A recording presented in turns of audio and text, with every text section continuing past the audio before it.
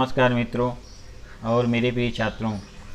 आज हम बहुत ही मज़ेदार पाठ लेकर उपस्थित हुए हैं। पाठ का नाम है एक मटका बुद्धि। इस कहानी में कहानीकार ने बुद्धिबल एवं चतुराई के महत्व को स्थापित करने का प्रयास किया है। कहानी इस प्रकार शुरू होती है।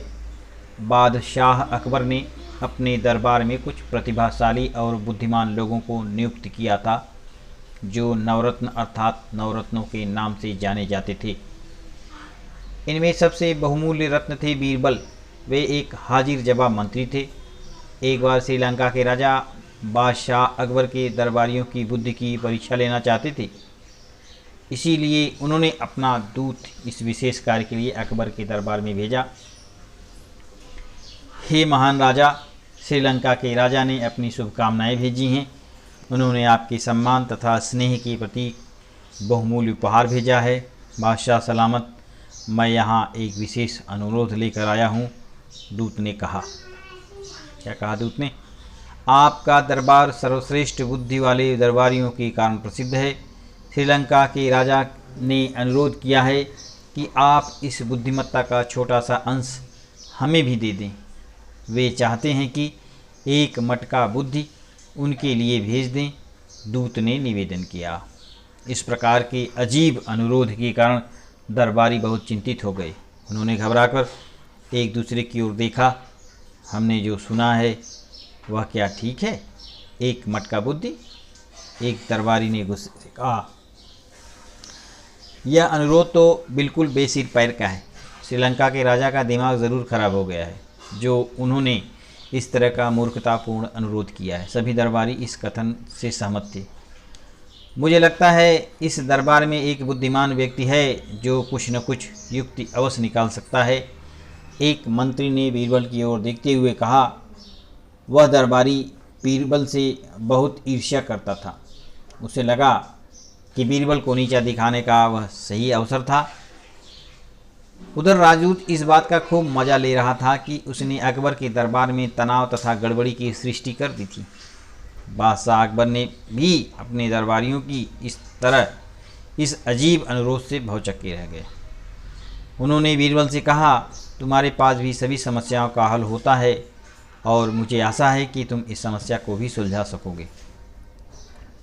बीरबल ने अकबर के सामने अपना सिर झुकाया और कहा, बादशाह सलामत, हमारे राज्य में काफ़ी बुद्धि है। मुझे विश्वास है कि हम बुद्धि भरा मटका श्रीलंका भिजवा ही देंगे। दूत ने कहा, जैसे ही मुझे बुद्धि भरा मटका मिल जाएगा मैं अपने देश के लिए प्रस्थान करूंगा। बादशाह सलामत, बुद्धि भरा मटका तैयार करने में थोड़ा समय लगेगा, बीरबल ने अकबर को बताया। दूत अपनी धूर्तता पर मुस्कुराता हुआ बोला, अच्छी बात है बादशाह सलामत, मैं इंतज़ार करूंगा, आपकी सूचना मिलने पर आऊँगा। बीरबल घर वापस आ गए। उन्होंने अपने माली से खेत में कुछ कुम्हड़ों के बीज बोने को कहा। कुम्हड़ा, जिसको यहाँ बम्बई में भोपला बोलते हैं। कुछ समय बाद वे बेलें बड़ी हो गईं और उनमें छोटे छोटे फल आ गए। बीरबल उन फलों को देखकर बहुत खुश हुए और उन्होंने माली को बुलाया। उन्होंने माली को कुछ मटके दिए और कहा, हर मटके में एक कुम्हड़ा बढ़ जाए, ऐसे एक एक मटका लगा दो। उन्होंने माली को विशेष निर्देश दिया कि बेलों की अच्छी तरह से देखभाल करें और कुम्हड़ों को मटकों के अंदर ही बढ़ने दें।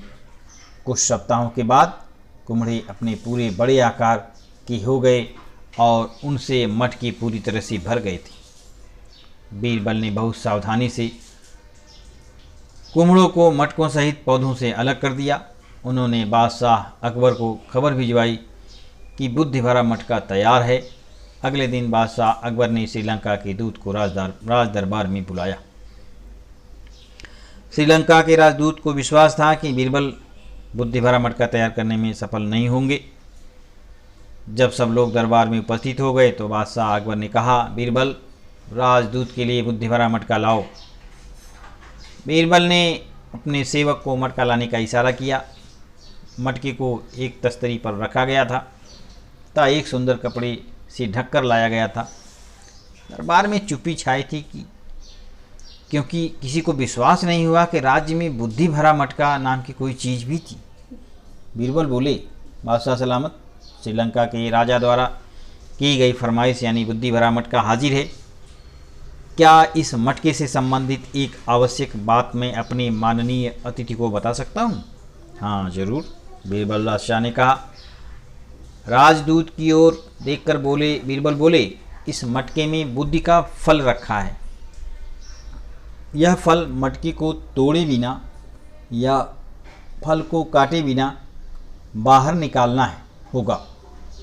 बुद्धि का फल निकालने के बाद आप यह मटका हमें वापस कर दें, लेकिन उस पर एक खरोंच भी नहीं लगनी चाहिए।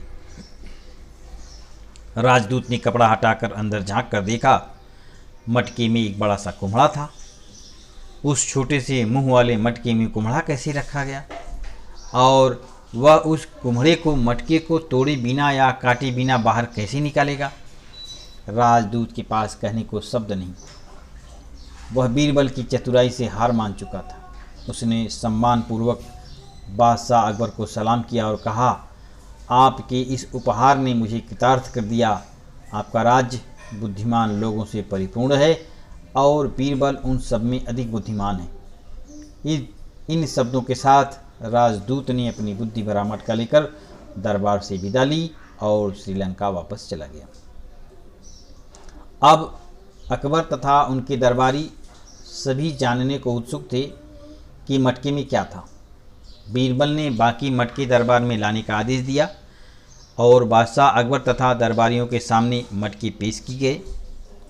जब बादशाह ने मटके के भीतर झांक कर देखा तो वे हंसते हंसते लोटपोट हो गए। बादशाह बीरबल की बुद्धिमानी से बहुत प्रसन्न हुए और उन्हें बहुत से मूल्यवान उपहार दिए। इस पाठ से संबंधित कुछ प्रश्न आपको होमवर्क के रूप में दिया जाएगा। उस होमवर्क को आपको पूरा करके देना है। धन्यवाद।